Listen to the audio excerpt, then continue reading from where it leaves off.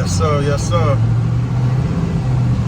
All right, y'all. We back with another part now. Part 2 now. Free game. And I just want to answer some of the questions that I could remember that somebody asked me. So I know somebody was asking me about to give them information on the W-9 part of the business, but I really don't understand that question. The only thing I can say is, when you're working for yourself, you W-9, you keep all your receipts. Obviously you're gonna need you a business account. Try to pay for everything out of the business account. So that way, when you file your taxes and you're doing all your shit, it's all coming out of one place. But if you happen to spend cash, keep the receipts for everything so you can account for everything. And that's really the main thing. It's not really get you a good tax person and they can, show you what you can write off and all that type of shit. But as long as it's for the business and business related, you damn near can write off anything, from the toilet paper you wipe your ass with to the goddamn socks you put on your feet, So it's just all about keeping track of everything. So you just got to be organized with your shit. But another thing I wanted to touch on was this not getting money in Florida thing. If y'all keep listening to people, and obviously everybody who follows me is not from Florida, but if y'all keep listening to what people say, you ain't gonna never do nothing, man. Like me. If people was telling me there's no money in Florida, I wouldn't even have went and bought no truck, because I'd have been listening to other motherfuckers. So the first thing I can tell you, don't listen to what nobody tell you to do. You do what you feel you gotta do while you out here or trying to get into this shit. Because somebody say, hey, they commented on my Instagram, say, hey, they keep saying there ain't no money in Florida. Well, who the fuck is they? And second of all, anybody that live in the state of Florida right now, jump in your car and go to 95, 75, I-4, whatever the fuck the closest highway to your house is, and you tell me what you see if you see a box truck or any semi-trucks on the road. And if your answer is yes, then you have your answer. So don't listen to what nobody tell you. Yeah, Florida, the rates are cheaper in Florida, yeah. But not everybody's giving cheap rates. But there definitely are cheaper rates in Florida, most definitely, because you at the bottom of the map. They know there ain't nowhere to go. So yeah, they going, it's a business.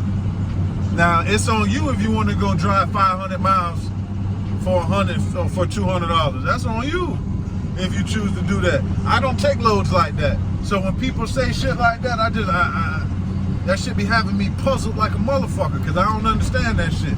They say they. Who the fuck is they? And how the hell is somebody that don't live in Florida talking about how the money is in Florida? That shit crazy to me, dog.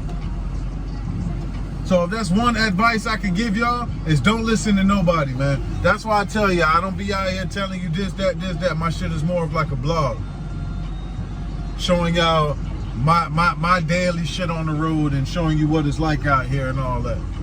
I'm not no clickbait. No clickbait. So I get a lot of questions about that. And speaking of that, I get a lot of questions about load boards. The only load board I use is DAT load board. When I first started out, I had Truck Stop. I had the Truck Stop app. I had 123 load board. I had DAT. There was another one I had. I was paying for like 4 or 5 of them. And at the end of the day, it's like most of the loads, and that's another thing. Most of the loads, like I'm doing dry van. Most of the loads that I book, they all came from that. So I said it didn't make sense to pay for all of that. That's another thing. Y'all got to realize what kind of freight it is that you're going to be doing. Don't just sit there and, box truck this and that. Maybe box truck is not for you. Maybe you need to get in the flatbed game. Maybe you need to get in the reefer game. See, a lot of people say Florida's a dead zone, but that reefer game's serious out here.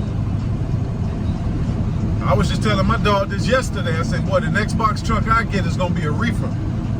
For sure, it's going to be a reefer. Because the reefer loads, they swinging like double doors out here. So I'm getting on that, man. Reefer load is some good game, but y'all got to figure out what kind of freight it is you're gonna carry. What's making money in your area, and to you, what's money to you? Because what's money to you may not be money to somebody else. Everybody got different expenses, like I was saying in my last video. So you just gotta, don't put all your eggs in one basket, and you gotta do your research and do the knowledge before you get into anything. But don't listen to nobody telling you, oh, don't do this, or you ain't gonna make no money doing that. Maybe they ain't make no money doing that, don't mean you ain't gonna make no money doing that. You gotta think about that, man. You gotta think about that, man. You don't want nobody to put their bad experiences on you, because that shit don't be like that for everybody. I know a lot of people out here in Florida getting money. In Florida and go out of state.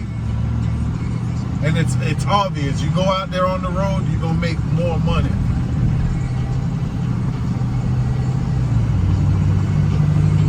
That's common sense.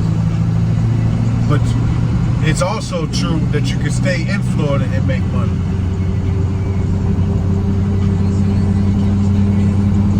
So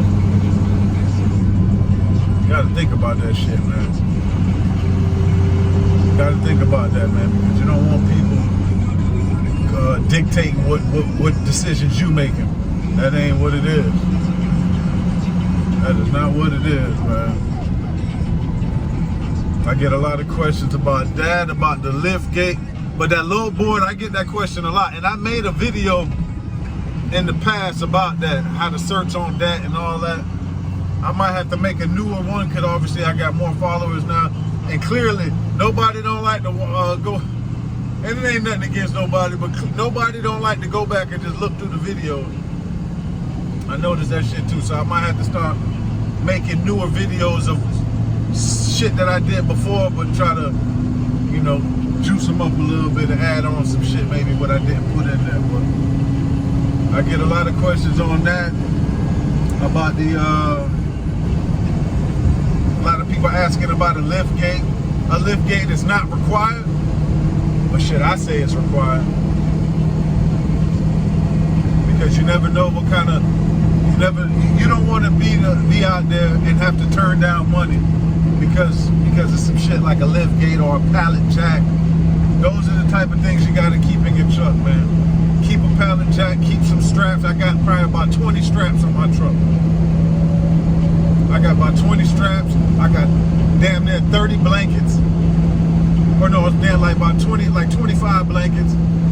I got keep a pallet jack on there. Shit like that, that's mandatory. Pallet jack, straps. If you fuck with the low bars, keep some low bars.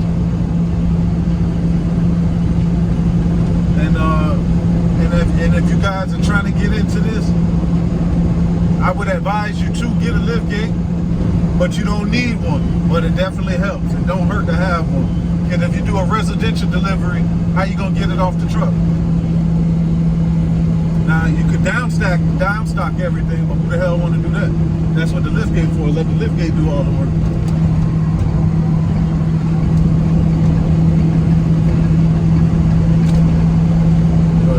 But that's really about it. I have to go run through the comments.